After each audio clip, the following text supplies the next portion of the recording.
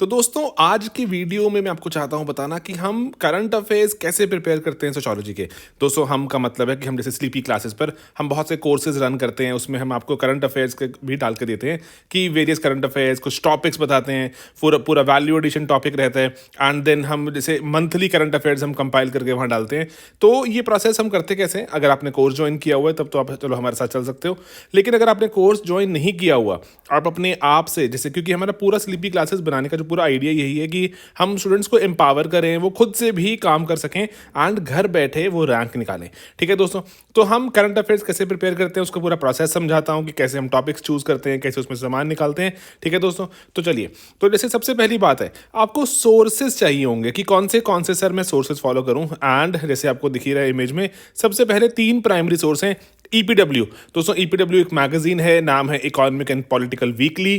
ठीक है, वीकली है, दैट मीन्स हर हफ्ते आएगी एंड महीने में अप्रॉक्सीमेटली 4 बार आएगी। ठीक है, 4 हफ्ते रहता है महीने में। तो इनको आप अकॉर्डिंगली इसमें से टॉपिक्स हमें निकालने होंगे। कैसे निकालने हैं आपको नेक्स्ट जो पीपीटी में बताऊंगा, पहले सोर्सेज देखते हैं। ठीक है, नेक्स्ट स्लाइड में बताऊंगा, नॉट नेक्स्ट पीपीटी। ठीक है, पहला है EPW economic and political weekly. आप इसको ऑनलाइन भी सब्सक्राइब कर सकते हैं, इसको हार्ड कॉपी मंगवा सकते हैं, लेकिन हम तो ऑनलाइन ही इसको प्रेफर करते हैं, क्योंकि ऑनलाइन में क्योंकि हमें इसका जो डेटा कंटेंट उसमें से एक्सट्रैक्ट करना समझना हमारे लिए थोड़ा रिलेटिवली ईजियर है। ओके, देन दोस्तों हिंदू के एडिटोरियल्स, द हिंदू आप पढ़ रहे हैं, सर भी आपको शाम को पढ़ाते हैं आके हिंदू के editorials end of course express के एडिटोरियल्स, वो वाले एडिटोरियल्स जो हमारे सोशियोलॉजी के लिए इंपॉर्टेंट हैं। ठीक है, सामाजिक कोई इशू की बात हो रही है, फॉर एग्जाम्पल ऐसा भी हो सकता है कि आपको लगे कि सर ये टॉपिक सोशियोलॉजी का है कि नहीं, जैसे black money and demonetisation, sir लेकिन इसका क्या सामाजिक इंपैक्ट बताया है? अगर उन्होंने बताया लेट्स से कि कैसे डीमोनेटाइजेशन, मान लीजिए आपको बताते हैं वो कि कैसे फॉरेन एक्सचेंज को इंपैक्ट करेगा, एज सच सोशो का टॉपिक नहीं है, लेकिन वो कह रहे हैं डीमोनेटाइजेशन कैसे इंपैक्ट करेगा घरों को, कैसे विमेन को एम्पावर करेगा या फिर डिसएम्पावर करेगा। ऐसा कोई अगर टॉपिक है जो सामाजिक लग रहा है तो हम उसको पिक करेंगे, otherwise there are a lot of topics जो हमारे जो एज सच हमारे जो साथ ओवरलैप नहीं होते। ठीक है, तो पहले सबसे पहला स्टेप है, सबसे पहला कदम 3 इन सोर्सेज पे ध्यान रखेंगे हम, ईपीडब्ल्यू, हिंदू एंड एक्सप्रेस, इनके एडिटोरियल्स। ओके, देन आपने इसमें टॉपिक्स ढूंढने हैं। ठीक है, टॉपिक्स आपने ये 3 जो उठाए, आपको इसमें कुछ वक्त लगाना पड़ेगा, कुछ टाइम लगेगा आपका। जैसे ईपीडब्ल्यू हर हफ्ते आती है तो उसमें हम बैठ जाते हैं, क्योंकि हमारा तो चलो काम ही यही है ना, हम तो टीचर्स हैं, आप तो स्टूडेंट्स हो, आपको टाइम अपना जो डिवाइड करना पड़ता है।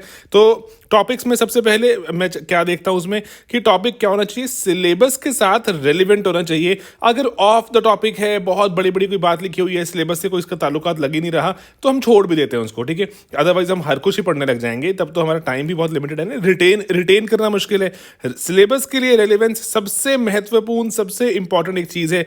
देन एकेडमिक होना चाहिए आर्टिकल ऐसे नहीं कि जैसे कि किसी एक पार्टी ने दूसरी पार्टी पे इल्जाम लगाया हुआ है, दूसरी पार्टी ने पहली पे इल्जाम लगाया हुआ है, नहीं, ऐसा नहीं होना चाहिए। एकेडमिक इन नेचर का मतलब है कि किसी ने कोई स्टडी की हो, कोई रिसर्च की हो, उसके बाद ही वहां पता लगा हो कि इसका ये आउटकम निकलता है, ये हमें ऐसा करना चाहिए, ऐसा नहीं करना चाहिए।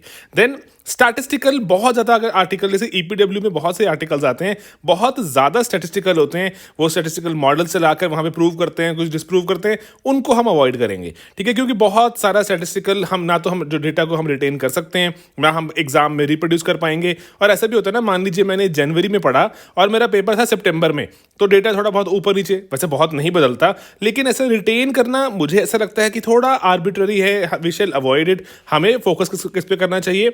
हमें फोकस करना चाहिए एनालिसिस पर। तो आर्टिकल जितना एनालिटिकल है, जितना आर्ग्यूमेंट अच्छा बिल्ड कर रहा है, उतना हमारे लिए महत्वपूर्ण आर्टिकल है। कि फॉर एग्जांपल अगर वो बोले कि मनरेगा से कि हमारे जेंडर एम्पावरमेंट हुई या नहीं हुई, तो अगर वहां पे डेटा देते जाएं कि राजस्थान में मैंने 8 लाख बंदों को देखा, मध्य प्रदेश में 25 लाख बंदों को देखा, एंड ऐसा किया, तो बहुत सारा डेटा के हिसाब से चलेंगे तो हमारा वहां पे आर्टिकल हमें समझ ही नहीं आएगा कि आर्ग्यूमेंट क्या है। तो इसीलिए हमें आर्ग्यूमेंट फॉलो करना है कि वो बात क्या कहना चाहते हैं। ठीक है, तो वो फॉलो करनी है। एंड बहुत बार ऐसा होता है, बुक समरीज आती हैं, बुक समरीज बहुत रेलिवेंट होती हैं हमारे सिलेबस के लिए, बहुत बार नहीं भी होती। ठीक है, लेकिन बहुत बार होती हैं, मोर और लेस, जैसे हमने देखा है, बुक समरीज हमारे लिए रेलिवेंट रहती हैं। ओके, ठीक है, तो क्विक समरी क्या करना है हमने कि हमें सिलेबस के लिए रेलिवेंस देखनी है, एकेडमिक इन नेचर होना चाहिए आर्टिकल, बहुत इल्जामबाजी ये वो टाइप ना हो, एंड स्टैटिस्टिकल ज्यादा ना हो, तो ये बेहतर रहता है। एनालिटिकल आर्टिकल हो, जितना ज़्यादा एनालिटिकल उतना हमारे लिए गोल्ड माइन है वो। अच्छे आर्ग्यूमेंट्स आएंगे, हम जो पक्ष में उसके जो ऑपोजिशन में दोनों ही हम पॉइंट्स दे पाएंगे। एंड अगर बुक समरीज टाइप के आर्टिकल्स हैं वो भी हमें देखने ही चाहिए। ओके देन दोस्तों, अपने टॉपिक्स को आप सिलेबस के हिसाब से जो डिवाइड भी करते रहिए। ऐसा नहीं है कि बस टॉपिक आते जा रहे हैं आप उनको पढ़ते जा रहे हैं, समरी करते जा रहे हैं। तो जो टॉपिक्स आ रहे हैं उनको सिलेबस के हिसाब से डिवाइड भी कीजिए। हम क्या करते हैं, टॉपिक्स को हम पेपर 1 को 2 हाफ में, पेपर 2 को 2 हाफ में डिवाइड कर लेते हैं। फॉर एग्जाम्पल पेपर 1 में, जैसे कि आप सब लोग जानते हैं, पेपर 1 में 10 चैप्टर्स हैं। 10 चैप्टर में पहले 5 को हम हाफ लेंथ 1 बोलते हैं एंड अगले 5 को हम हाफ लेंथ 2 बोलते हैं। क्योंकि देखो ऐसा अगर मैं बोलूं कि जैसे ये मैं आपको जो मैंने यहाँ पे दिखाया फॉर एग्जांपल कि जैसे जनवरी 2021 के आर्टिकल्स को हमने कैसे समराइज किया हुआ है। ठीक है, जैसे टॉपिक आया, ठीक है, कि sexual violence in rural India draws on hierarchies of land caste patriarchy. ठीक है, टॉपिक आया पूछने में, तो ये FLT हमारे जैसे जो हमारे पेपर 2 की बात करें, अगर पेपर 2 को भी अगर हम देखें वहां पर टोटल 15 टॉपिक्स हैं, A B C में डिवाइड रहता है। तो A और B जो हमारे जो पार्ट है उसको हम जो पहले पार्ट को हम जो हम हाफ लेंथ 1 बोल देते हैं एंड जो पूरा C कंपोनेंट है जिसमें 7 पार्ट्स हैं उसको हम FLT 2 बोल देते हैं, HLT 2 बोल देते हैं, आधा लेंथ। ठीक है, हाफ लेंथ 2 बोल देते हैं। ठीक है, तो ये ऐसे हम डिवाइड करते हैं। तो वहां पर ऐसे कहने को तो sexual violence etcetera rural India में ये हमारा पेपर 2 में भी क्लासिफाई हो सकता है। लेकिन इसमें हमने आज जो आर्टिकल देखा तो उसमें बात क्या हो रही है, उसमें बात हो रही है स्ट्रैटिफिकेशन की, लैंड की, कास्ट की, पेट्रियार्की की। स्ट्रैटिफिकेशन चैप्टर नंबर 5 है। ठीक है, पेपर 1 में चैप्टर नंबर 5 है, तो हमारे हाफ लेंथ 1 में क्लासिफाई हो जाएगा। ठीक है, तो वही सेम जो उसके बाद वो कह रहे हैं कि पेंडेमिक है शार्पन दिस इनइक्वालिटी। इस बार यूपीएससी ने सवाल भी पूछा इस पर 2021 में, तो आप देख सकते हैं। देन पिकेटी के कैपिटल आइडियोलॉजी का जो टॉपिक था वो मार्क्स से ताल्लुकात रखता है, चैप्टर 4 है, तो हमने उसको हाफ लेंथ 1 में डाल दिया। नेक्स्ट देखें, लेबर एंड पेंडेमिक है ना, इस बार यूपीएससी ने फिर से सवाल पूछा। बहुत सारे सवाल कवर हो रहे हैं इस बार जो हमने अपने करंट अफेयर्स में कवर किए थे, जो लेकिन रिटेन करना उसके वो भी चैलेंजिंग रहता है। रिटेन करके रिप्रोड्यूस करना एग्जाम में और बड़ा चैलेंज है।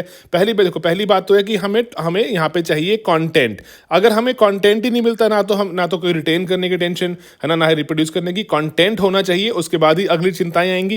कंटेंट करने के बाद उसको रिटेन कैसे करना है उस पर थोड़ा ध्यान लगाएंगे एंड देन रिप्रोड्यूस कैसे करना है एग्जाम में उस पर ध्यान आएगा। ठीक है, तो आप ये बात समझ रहे हैं कि हाफ लेंथ 1 हाफ लेंथ 2 कैसे निकालेंगे हम, कि हमने सिलेबस को पेपर 1 पेपर 2 को 2 पार्ट्स में डिवाइड किया।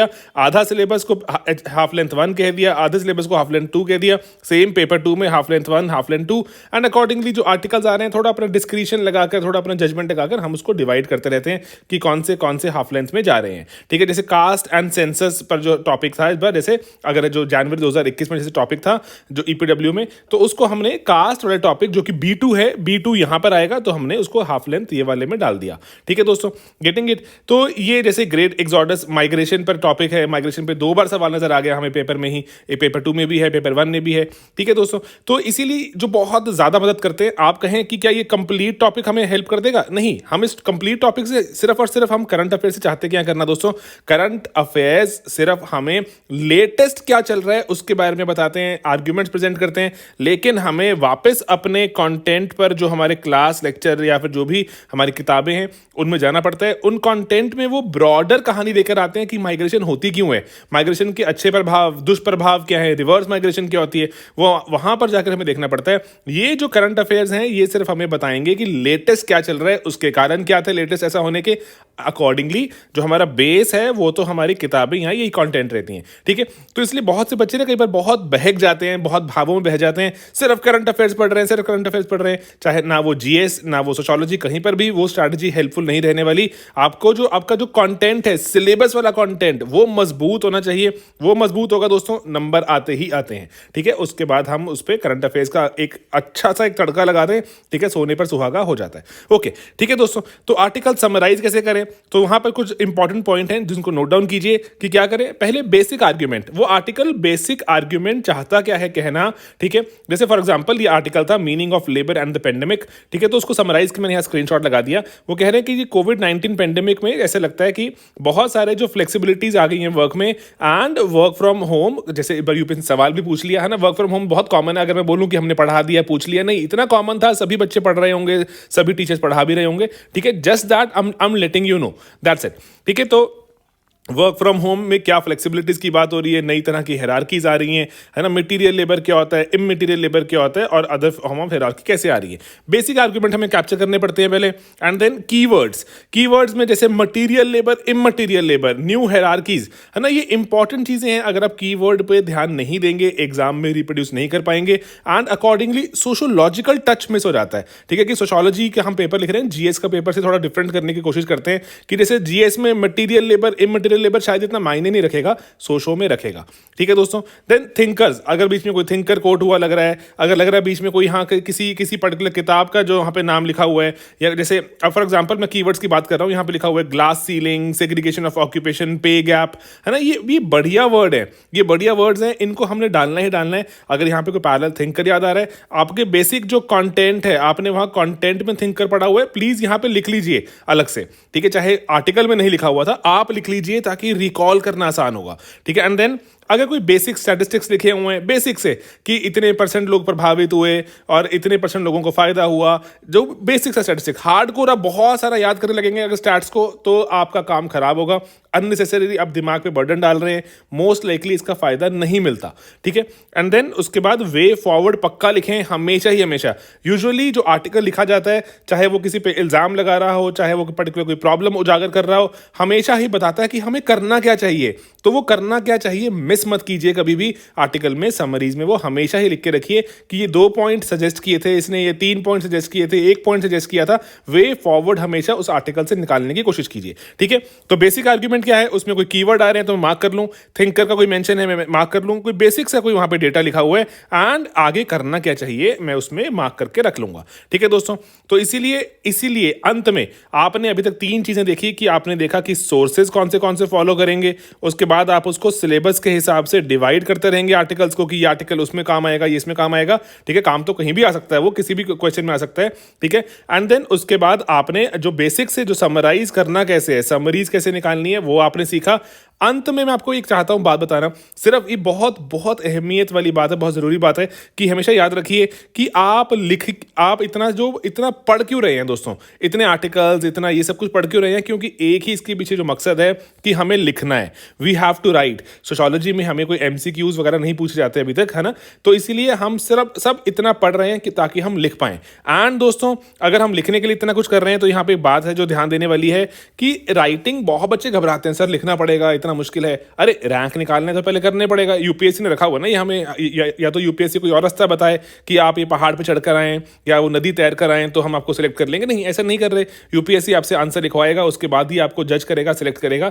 ठीक है, तो एंड एक और चीज भी है, मैं चाहता हूं थोड़ा सिंप्लीफाई करो, दिमाग में इतना बड़ा हुआ मत बनाओ। जो राइटिंग है सिर्फ एक मीन्स ऑफ कम्युनिकेशन ही तो है, जैसे मैं अभी आपको वीडियो बना के बता रहा हूं तो मैं आपसे कुछ कम्युनिकेट चाहता हूं ना करना, मैं कुछ शब्द बोल रहा हूं, आपको कानों में पड़ रहे हैं शब्द, आपको समझ आ रही है बात। राइटिंग भी तो वही होता है कि एक मीन्स ऑफ कम्युनिकेशन है, जिसको आप, आपके जो मन में क्या है, आप इस बात से क्या समझते हैं, इस सवाल का क्या जवाब बन सकता है, तो आप वो उनको लिखकर समझाते हैं ना, तो एक मीन्स ऑफ कम्युनिकेशन है। तो इसीलिए अगर मीन्स ऑफ कम्युनिकेशन है तो इसको इंप्रूव किया जा सकता है। ठीक है, ऐसा नहीं है कि आप बोलें कि नहीं सर मैं तो अपनी कभी लिखाई को, कभी अपनी बोली को इंप्रूव कर ही नहीं सकता। अरे डेफिनेटली कर सकते हो, मीन्स ऑफ कम्युनिकेशन है, सिर्फ लैंग्वेज, बेसिक सी लैंग्वेज स्किल की बात हो रही है। मैं कोई हाई फाई आपको ये भी नहीं बोल रहा कि नॉम चॉम्स्की बन जाएंगे हम और हाई फाई बातें करेंगे, नहीं वो भी नहीं मैं कह रहा। सरल से बातें करनी है, हमें तो सिर्फ एक यूपीएससी को बात समझानी है कि हम चाहते क्या हैं, हम पढ़ के क्या आए हैं, दैट्स इट। ठीक है, तो इसीलिए अटेम्प्ट करो, इंप्रूव करो, और इंप्रूवमेंट होती है।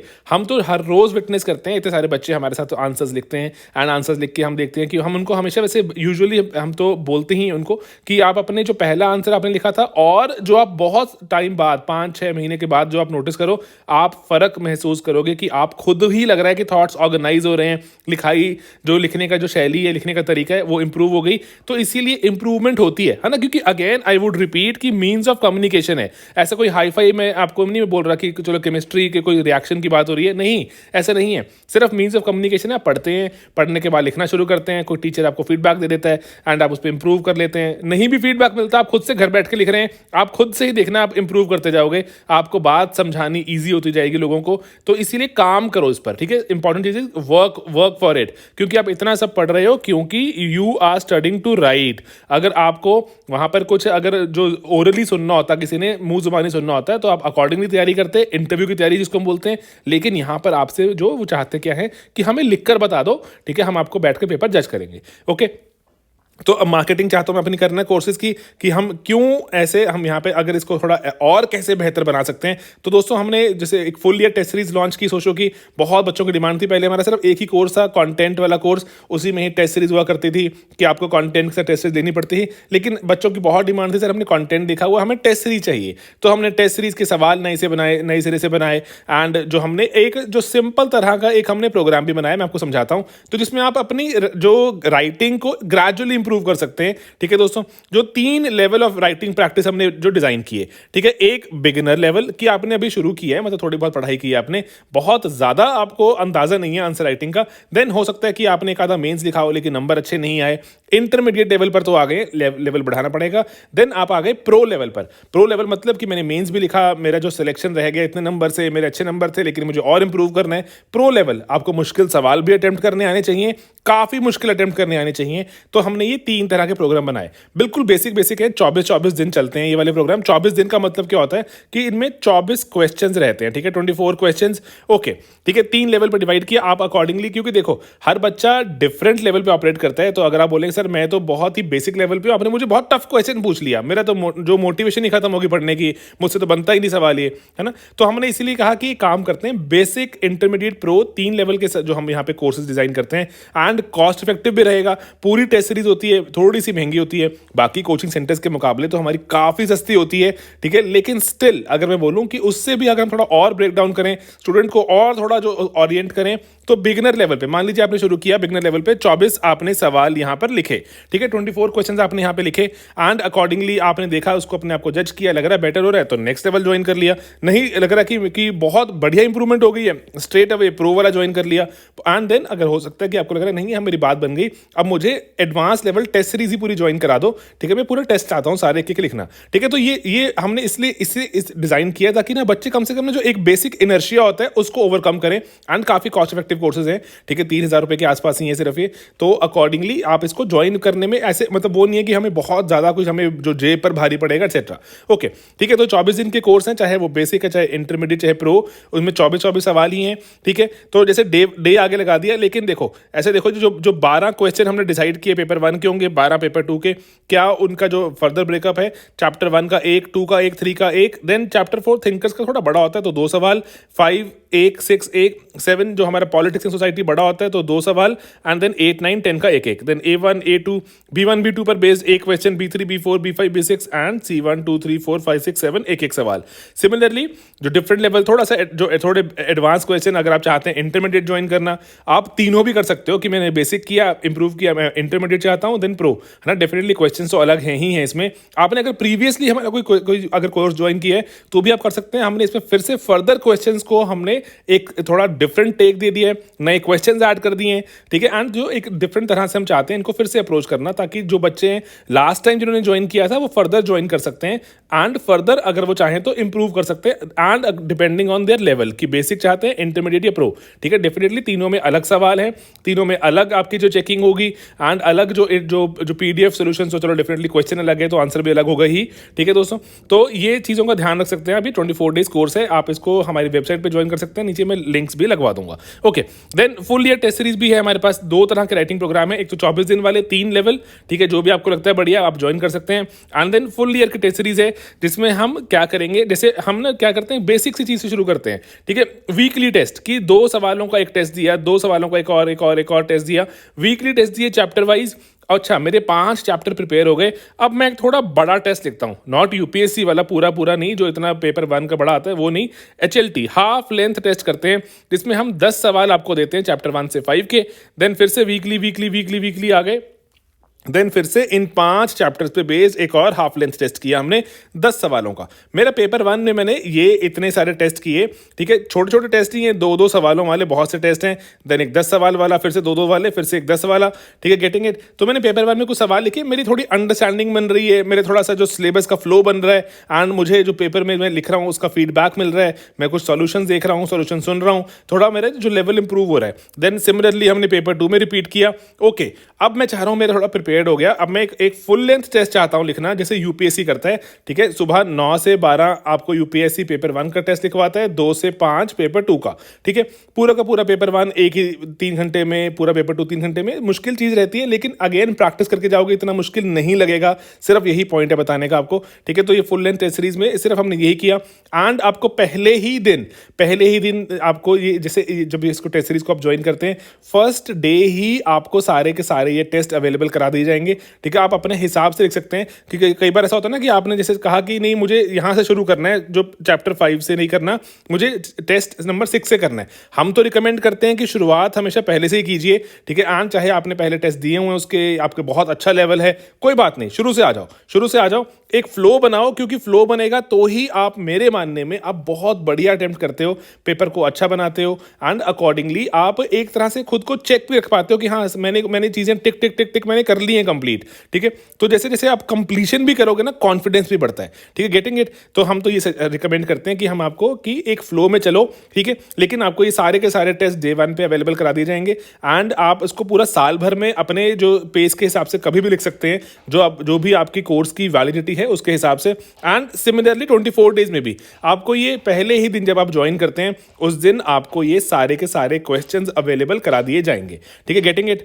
तो इसकी जो लॉन्च डेट है शायद 1 फरवरी रखी है, ठीक है, 2000, अगर आप इसको 22 में देख रहे हैं तो आपको 1 फरवरी से ये क्वेश्चंस अवेलेबल हो जाएंगे। आप एनरोल तो पहले ही कर सकते हैं, क्योंकि अभी थोड़ा डिस्काउंट चल रहा है, ठीक है। एंड देन ये इसकी जो लॉन्च डेट है वो है 15 फरवरी 2022। इसके बाद आप कभी भी देखेंगे तो आप इसको ज्वाइन करेंगे, जब भी आप, मान लीजिए आप इसको 16 फरवरी को देख रहे हैं अगर, तो आपको ये सारा का सारे जो टेस्ट सीरीज एक दिन पे मिल जाती है, अपनी पेस के हिसाब से, अपनी रिक्वायरमेंट के हिसाब से आप टेस्ट लिखिए, एंड पूरा साल भर टेस्ट लिख सकते हैं। हमने यहाँ पे कोई बंदिश नहीं रखी कि नहीं आपको ये इसी दिन तक करना है सबमिट, उस दिन तक करना है, नहीं, आप अपने हिसाब से सबमिट कीजिए, ठीक है दोस्तों। तो बस यही मैं आपको चाह रहा था बताना कि हमारे कोर्सेज रहते हैं बहुत सारे, एक पूरे साल की टेस्ट सीरीज मैंने आपको समझाया, 24 क्वेश्चन के जो कोर्सेज हैं 3 टाइप हैं, बाकी कंटेंट का हमारा वीडियो कोर्स भी रहता है, सिर्फ कंटेंट ले सकते हैं, एंड कंटेंट एंड टेस्ट ले सकते हैं, जिसपे मेंटरशिप भी रहती है, ठीक है दोस्तों।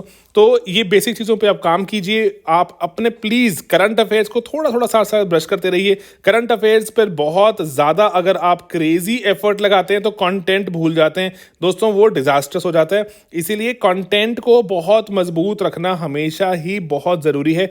कंटेंट के बेस पर ही करंट अफेयर्स की जो हम मीनारें खड़ी कर सकते हैं, अदरवाइज ये बिल्डिंग ढह जाएगी हमारी, ठीक है दोस्तों। तो इसलिए कंटेंट मजबूत कीजिए। मैंने वीडियोस बना के रखे हुए हैं यहाँ पर कि कैसे कंटेंट हम बेहतर कर सकते हैं, कहाँ से हम बुक्स पढ़ें, कौन से हम चीज़ें ज्वाइन करें, एंड मैंने बहुत सारे वीडियोस ऑलरेडी कंटेंट के डाले हुए हैं। उसके सिवा हमारे कोर्सेज भी रहते हैं, जैसे कि आप देख सकते हैं, जहाँ पर हम कंटेंट कवर करते हैं, कुछ वैल्यू एडिशन कवर करते हैं, कुछ एक्स्ट्रा किताबों की समरी निकाल लेते हैं, ठीक है, एक्स्ट्रा चीज़ें रहती हैं उसमें, तो आप उनको भी ज्वाइन कर सकते हैं, ठीक है दोस्तों। कॉस्ट इफेक्टिव प्रोग्राम्स हैं, एंड बढ़िया, touchwood, God has been really kind. हमारे जो मेहनत है रंग ला रही है, साल दर साल बच्चे भी अच्छे मिलते जा रहे हैं, हम उनको पुश करते हैं तो वो पुश होते भी हैं, हम भी बढ़िया कंटेंट निकालने की कोशिश करते हैं।